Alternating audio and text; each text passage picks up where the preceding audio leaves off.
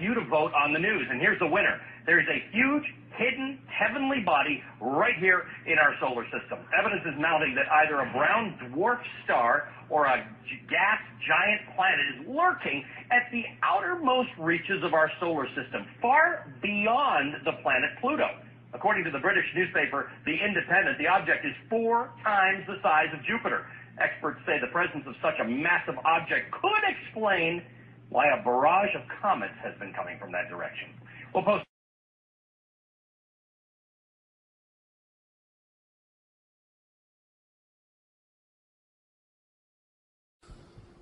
Hi, my name is David Morrison. I'm a NASA space scientist, and I want to talk to you very briefly about NIBIRU.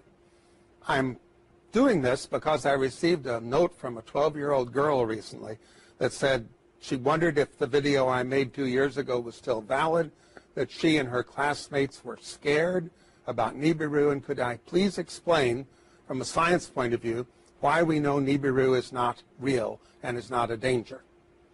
You know, the simplest thing to say is just that there is no credible evidence whatever for the existence of NIBIRU. There are no pictures, there's no tracking, there's no astronomical observations.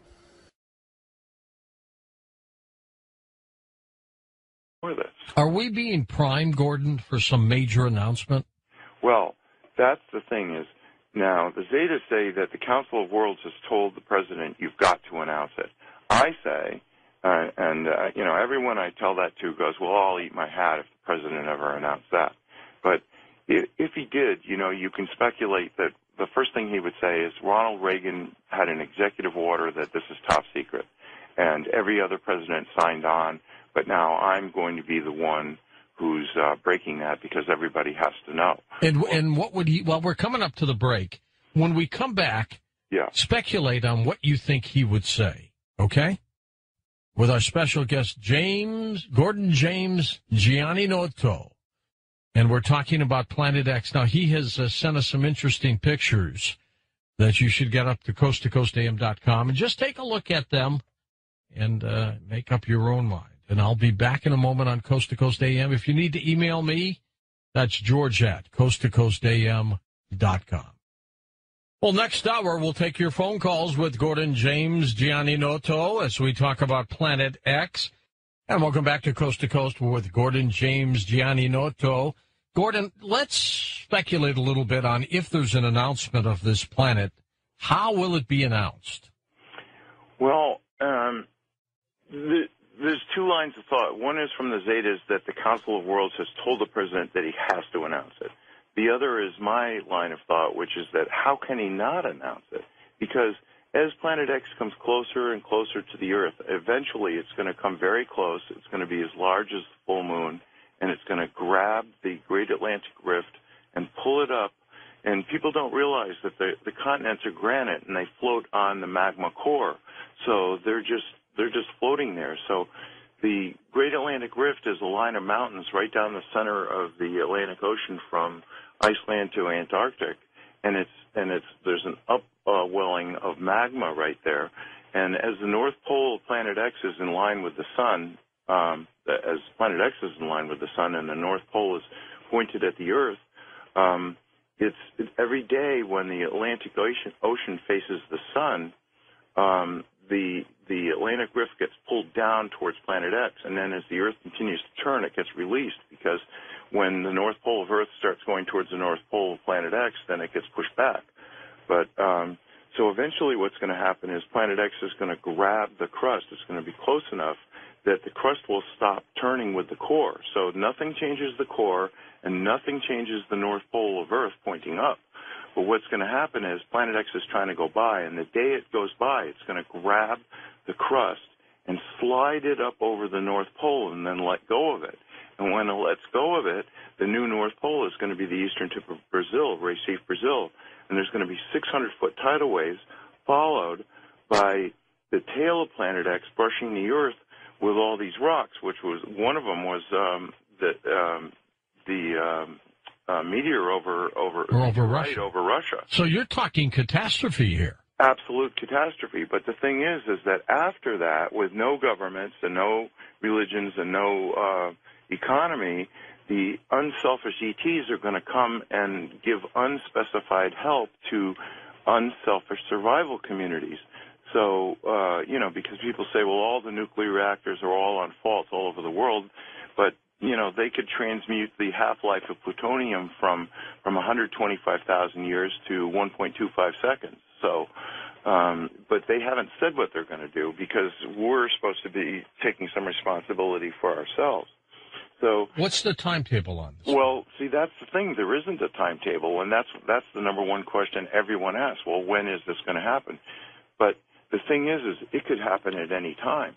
The only country that's taken any provision is China, which has built these ghost cities because, remember I had said that the southeastern China plate was going to be sinking. Well, Jakarta, Indonesia, parts of it are 85 feet below sea level. That sinking is almost 70% complete in that tip of the Southeast Asian plate. But all the other earth changes have stopped. And I was talking to Nancy on the phone. And I said, that I heard that these metal boxes were found on the beaches in Oregon and they were vibrating. And I said, I think there's extraterrestrial devices. And Nancy started saying, no, I've told you before, there's no extraterrestrial devices on Earth. And all of a sudden the Zetas broke through Nancy, and speaking through her to me, they said, this is absolutely true. And she later wrote about this, and this was, you remember, people have said, well, there weren't any boxes or it was a hoax or whatever, but it is true. On all the faults of the Earth, there are tens of thousands of these boxes vibrating, and what they're doing is instead of letting the movement of the plates, because the roiling of the magma deep in the core of the Earth is causing these quakes and these other shifts. The north end of South America is going to move to the west. The north end of Africa is going to move to the east. The Atlantic is going to get wider. The Pacific is going to get narrower. So there's all these things. And the Zetas had said there was an event calendar, and 7 was preliminary Earth changes, 8 was massive social change, and 9 was worldwide volcanoes, earthquakes, and sinkings. And so anyway, these metal boxes have put that off, and the reason why is because they want to have the massive social change. And you can imagine if the president does announce it, of course there's going to be massive social change. Well, if it's going to happen, will he announce it? To me, it sounds like he's compelled to. Well, that's my thinking, is because when it finally separates from the sun far enough that you can see it with your naked eye. Now, I've said I've gone out, my wife has gone out, I've got hundreds of pictures of 2 suns in the sky that I took myself. Now, if I can do that, then anyone can do that. And, so there it is. There's this bright glowing area. You're not looking at Planet X itself because it's in between the Earth and the sun. So it's like trying to photograph the new moon. You just can't do it. But it's got a 5 million mile long or 10 million mile long. It's really, it's a long tail, twin-stranded, stretching towards the Earth because of static electricity. So Planet X is not going anywhere. It's sitting there. And the clump of 4 planets, the dark twin, Venus, the Earth, and Planet X, are still rotating around the sun, but they're not moving in relation to each other. And the tail is stretched towards the Earth, so that rock that came down over Russia and the other ones that were seen over San Francisco and Cuba and Japan are all from the tail of planet rocks, and there's trillions of them. So this is going to be a big disaster. So when the president announces it, and I mean, I'm not sitting in his office privy to whatever they're deciding, but I can tell you this. They really don't want people he's not going to use the word Planet X because that's the term that the Zetas have used and that is on Zeta Talk is Planet X. That's panic time, right? So they don't want people to run to Google, do a search, and go, oh, look, there's a woman in Wisconsin who's been in telepathic contact with extraterrestrials, because that reveals 2 things. We're about to have giant disasters, and second of all, there are extraterrestrials who have been telling the truth since 1995. So they don't want to do that. So it's interesting that they started talking about it as NIBIRU. So I was talking to Nancy, and she's starting to, every time she says Planet X, she goes AKA NIBIRU or dash NIBIRU or slash NIBIRU. so that if anybody does a Google search on NIBIRU, they're still going to come up with Zeta Talk. So he's going to say, look, Reagan signed an executive order making it top secret. Every president signed on, but I'm such a humanitarian that I'm telling you that there has been a planet between the Earth and the Sun for 9 years, and why not? I mean, if it separates from the Sun where every single person on Earth looks up and goes, oh my God, what's that? And the glowing area, the thing that's at the 5 o'clock position, is the tail, which is sort of transparent, translucent, whatever you want to say, because it's a cloud of dust or red iron oxide dust. It's lit by the sun, and you can see that from Earth. So that's what people are taking pictures of, is the tail of Planet X stretching towards the Earth. And you can't see Planet X itself, but one of these days, when it gets far enough from the sun, you are going to see it. And then at that day, George, don't you think everyone's going to go, the government couldn't tell us there's a planet? Sure, absolutely. No, and they're never going to believe another word the government ever says again for any reason. Not at all. So, all right, 6.8 billion people, Gordon, on the planet. How many people may perish? Probably 60% are going to die exactly at the moment of pole shift, and another 30% are going to die from disease and starvation and shock. I mean, what the president should be announcing and saying, listen, we've got to move away from the coastlines. I mean, imagine what a 600... And what's the timetable? Okay. Well, that's the thing is, like, there isn't a timetable. There's an event timetable, but the president has been trying to announce it since last September. So first they tried with the emergency broadcast system.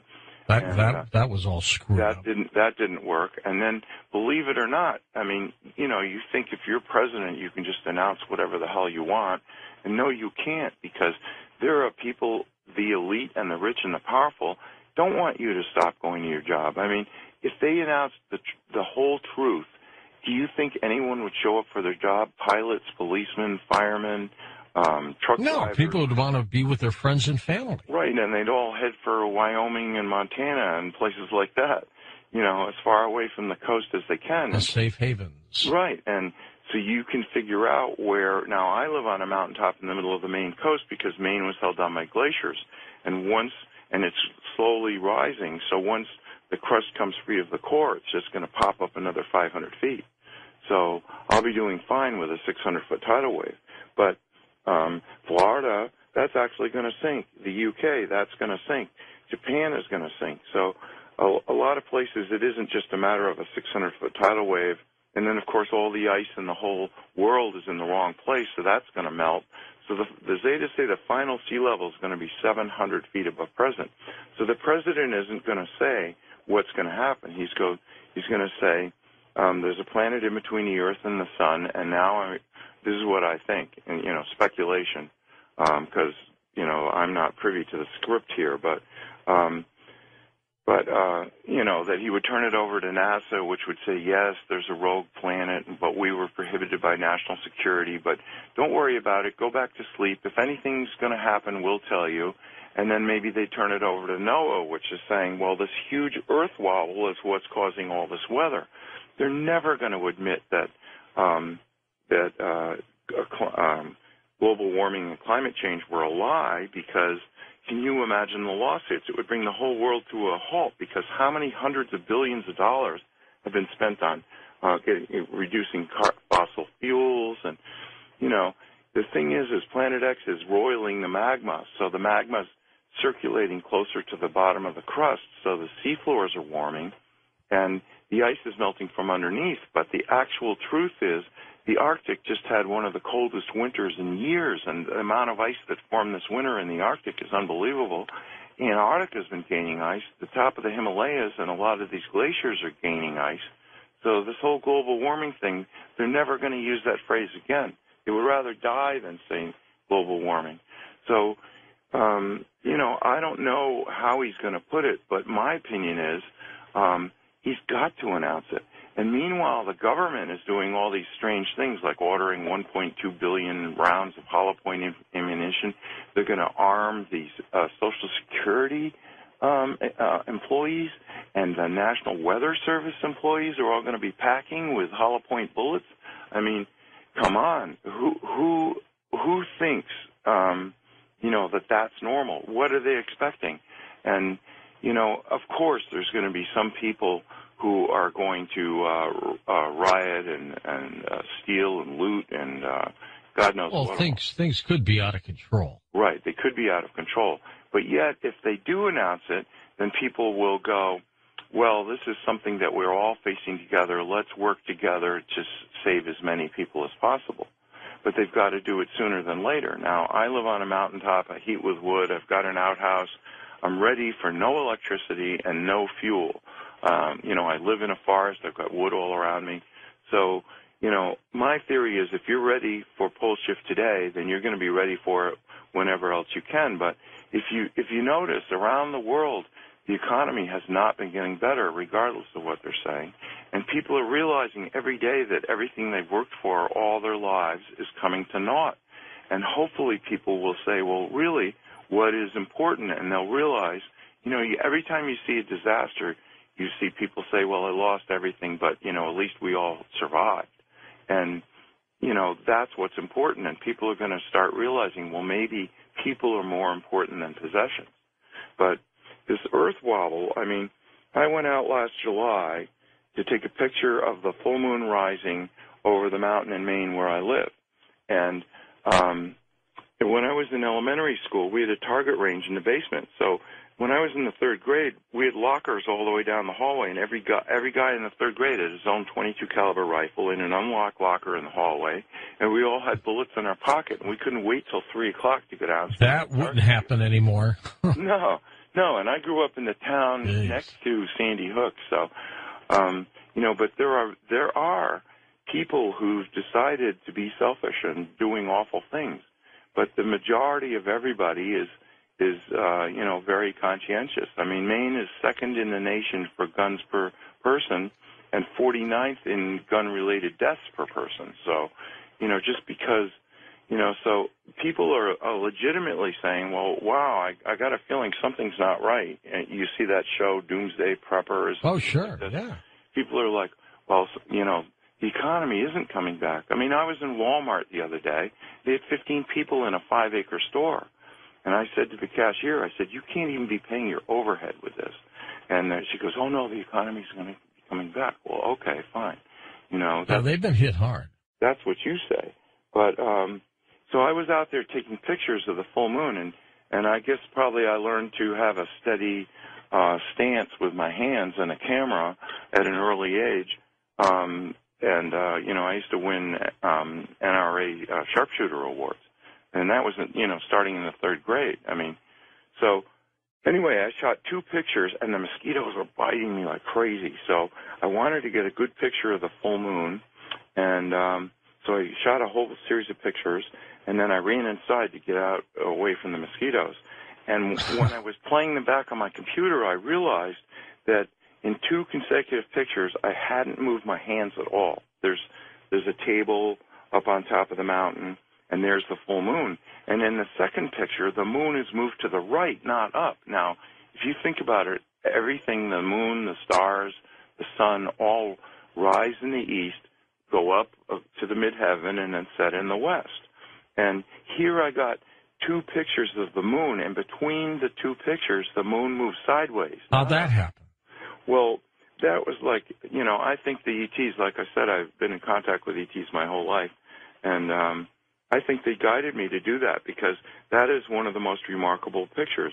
Now, I've gone out and watched Sirius rising and Orion rising in the east, and then I go back 20 minutes later, and all of a sudden it's like 45 degrees further south, but it isn't any higher in the sky. Now, why would that be? That's because every single day, Planet X pulls the magnetic bar of the Great Atlantic Rift down towards it, and then as the Earth continues to shift and the Atlantic no longer faces the sun, then the North Pole, which doesn't like the North Pole of Planet X, pushes the North Pole of the Earth back. So you get these wobbles, and what you get is this gigantic loops in the jet stream.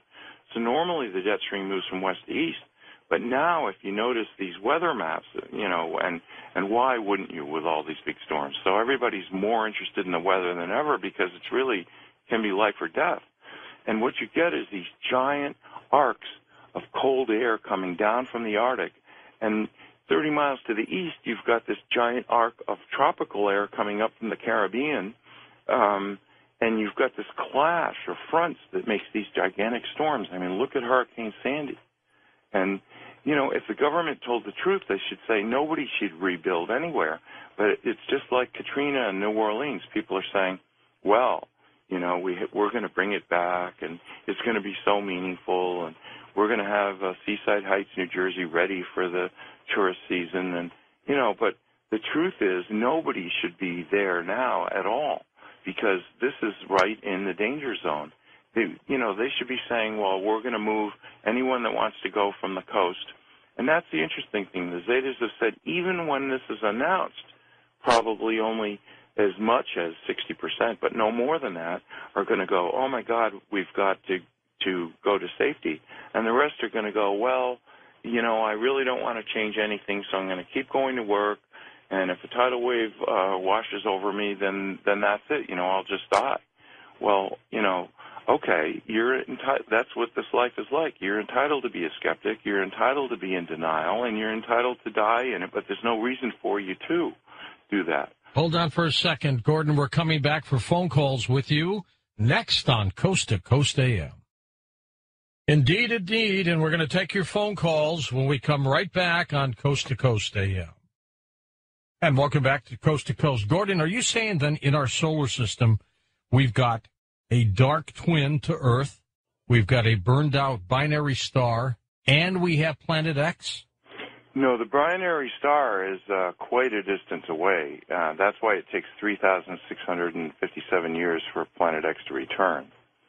So it's something we've never seen because it's burned out, but it is a huge body, and that's where it started. And evidently, Planet X has been coming here at least 2 billion years. So, you know, it wasn't that the Anunnaki were always there. They reached a point where they decided they wanted to powder the gold and put it in their atmosphere to keep the planet a little bit warmer. It's got giant hot magma in its core, and it's got water, which has the highest specific heat of any substance in the universe, so it holds heat. It takes longer to heat water than anything in the universe, and water holds heat longer than any. So, but they were getting cold, so that's where the whole quest for gold came from, is from that. And Richard Hoagland has said that, and he's a guest on your show quite often. Quite a bit.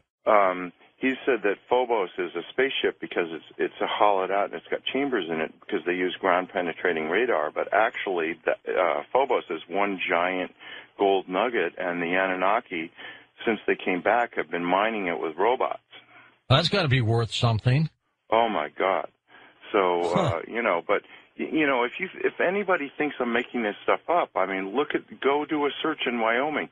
Dick Cheney tried to get the Wyoming legislature, and he only failed by a few votes, to buy a used aircraft carrier. Now, what in the hell would Wyoming use? There's no water there, is there? Well, that's the thing is, you know, Edgar Cayce said that Omaha was going to be the greatest seaport in North America after pole shift.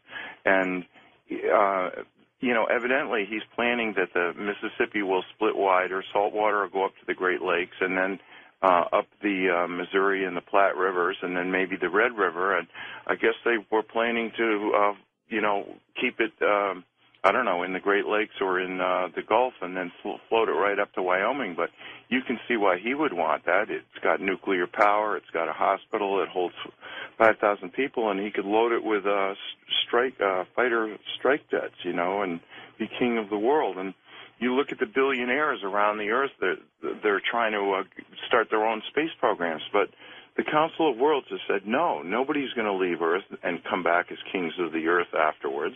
No, they're all going to have to go through it. And whether you're a billionaire or not, you're going to have to roll up your sleeves.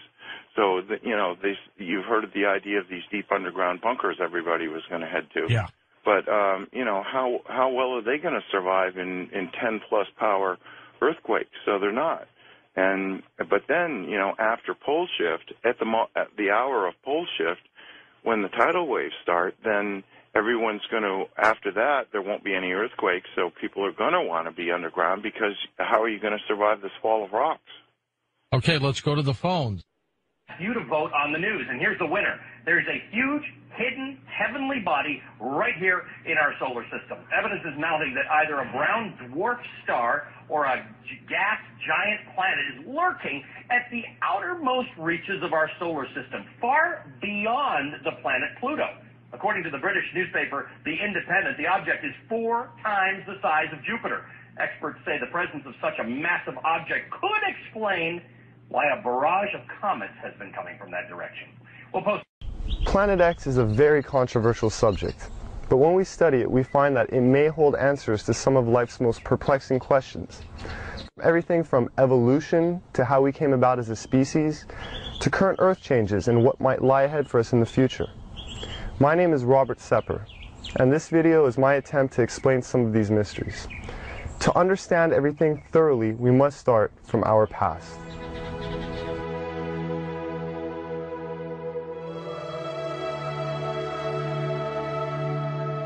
As you do research on our mitochondrial DNA, you find that it goes back into the range of 150,000 years based on the mitochondrial DNA, which is, I think, pretty much incontrovertible.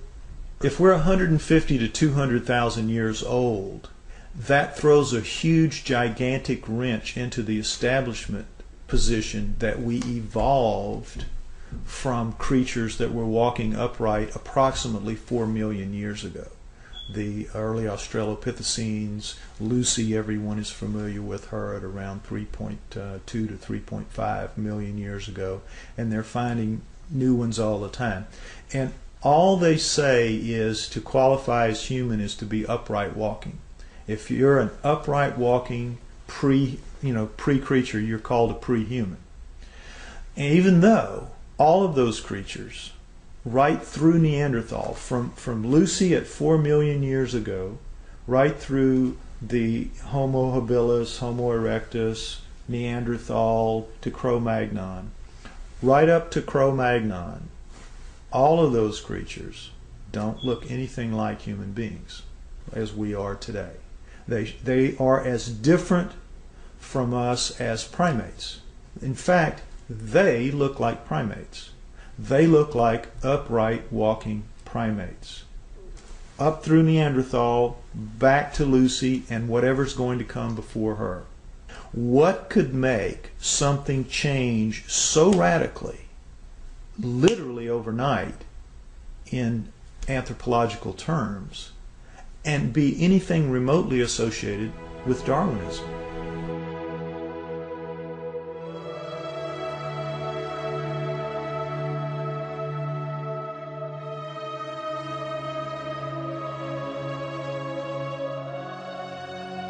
I believe, personally, that the writings of the Sumerians 4,000 years ago, as chronicled by Zechariah Sitchin in his books, The Earth Chronicles, I believe that is the most logical and reasonable explanation that there is for how we came to be.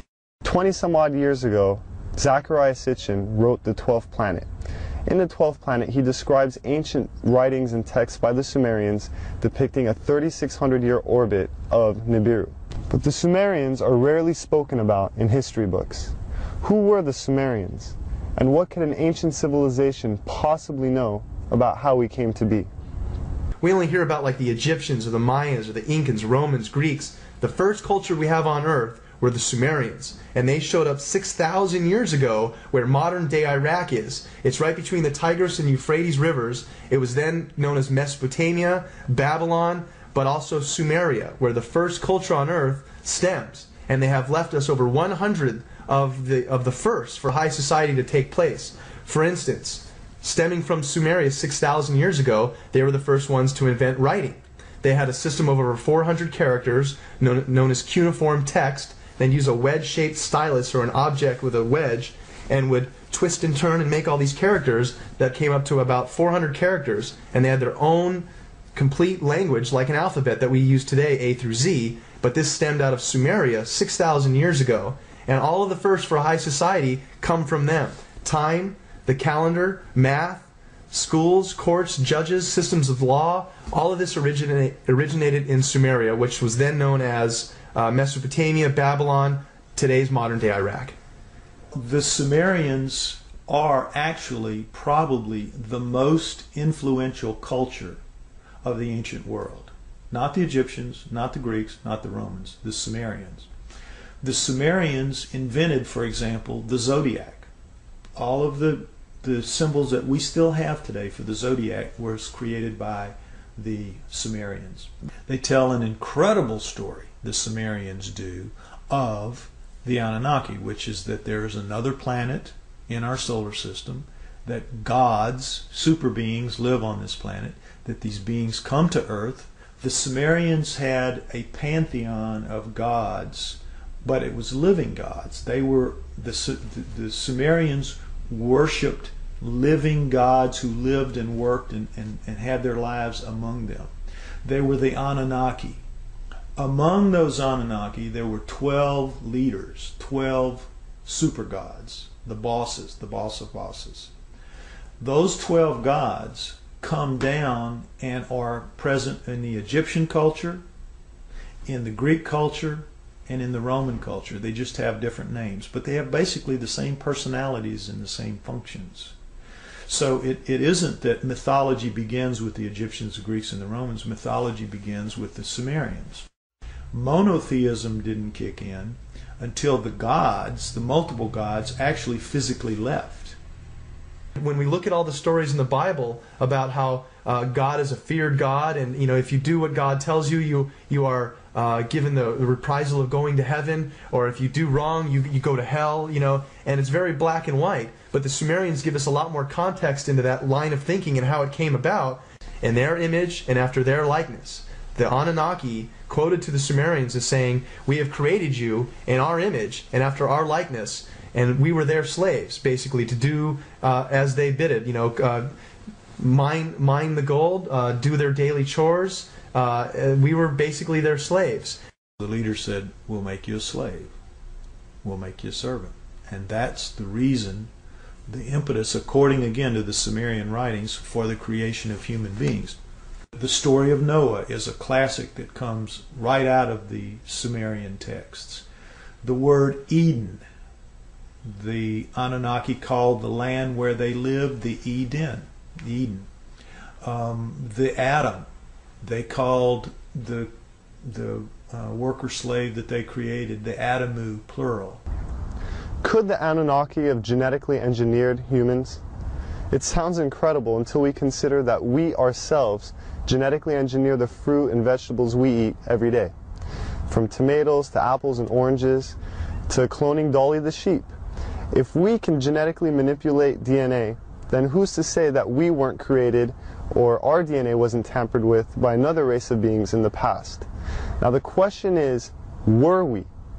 Did they? And if we were, there must be some empirical evidence, some clues left behind, besides writing in a text that points to this. If you look at the human genome, you'll see that it looks very much like a primate genome, except the second and third chromosomes are fused into one. So, what does that solve? It gives you all the chromosomal material of the primate, but it's now only taking up the space in the combining process of 46. It is 46 chromosomes with 48 chromosomes of genomic material still in there. Now, how could nature do that? How could nature fuse those two chromosomes together in any length of time? It wouldn't happen. It couldn't happen. That was done. According to Sitchin, we were created genetically by the Anunnaki as a worker, to mine gold for them, to serve them. People out there, even if you're not a scholar, even if you're not anything, if you open your eyes a little bit to this and you start just doing your own research, you're going to find paths there that lead you to some things that are going to awaken new ideas into you. And the next few years, I think we're going to see a watershed of information that is going to absolutely rewrite every book of history. There's evidence left over this entire planet when you start thinking, and you must believe, that we are the offspring of these people. If there was a God, the God created those people before they created us. We are here because of an act of divine creation, but they were people just like us, only older, only more technically advanced. We need to rediscover that in ourselves, that we are a great civilization. We came from a great civilization. And I would tell anybody to look, open your eyes and look for it. Don't be blinded to something that's led to nothing but the slaughter of ourselves for thousands of years. And we still are at that point. We're still a warring society. When this documentary or others like it are put out there and enough people will see it, at least that will start a beacon somewhere that will start shining a little bit brighter. And so at some point we're going to see that we have a different history than what we've been given. The proof's there. Our true history may be indeed very different than what we've been taught through the ages. Whether this data has been withheld or our identities have just been forgotten, it is our responsibility now to rediscover who we are and where we're going.